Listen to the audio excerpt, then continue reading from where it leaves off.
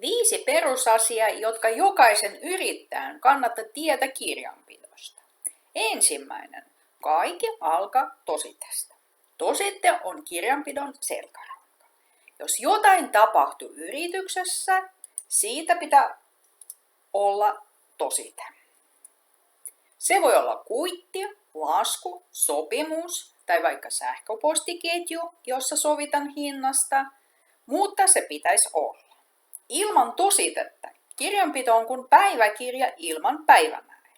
Mielenkiintoista luettava, mutta ei kovin luotettava. Toinen juttu, mitä kannattaa muistaa. Erota yrityksen ja omat rahat. Tämä on se kohta, jossa yrittäjällä saattaa tulla, no mut ihan pikku ostos vaan hetkiä. Ei pikku ostosta. Yrityksen rahat ovat yrityksen, omat rahat ovat omat. Se helpottaa kirjanpitoa, päätöksentekoa ja oman yrityksen tilanteen ymmärtämistä.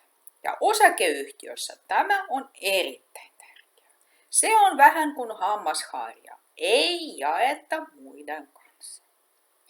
Kolmas asia, mitä kannattaa muistaa. Ymmärrä kassavirta.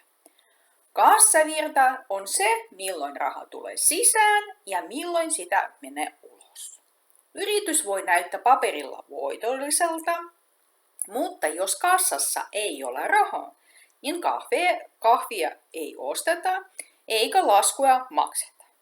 Huolehdi, että asiakkaat maksavat laskunsa ajalla ja että tiedät, milloin omat laskusi erääntyvät. Ja pitää pientä puskuria. Elämä osaa aina yllättää. 4. asia. Aikataulut ovat kulta. Kirjanpidossa jopa platina.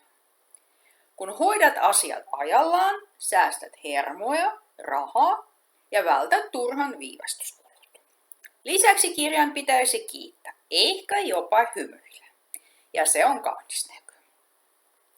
Ja 5. ja viimeinen juttu. Kysy ja vielä kerran kysy. Sinun ei kuulu tietää kaikkia taloushallinnosta.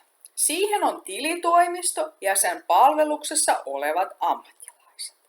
Mutta taloushallinnon asiantuntijan tehtävä ei ole puhua salakieltä.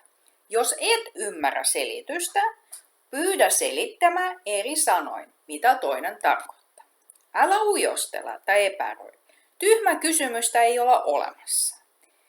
Ja sinun pyyntötyylin, please selitä rautalangasta väännettynä mitä tarkoitat. Anta kirjanpitäjällekin aihetta vähän miettiä, mitä ilmaisua hän käytät jatkossa.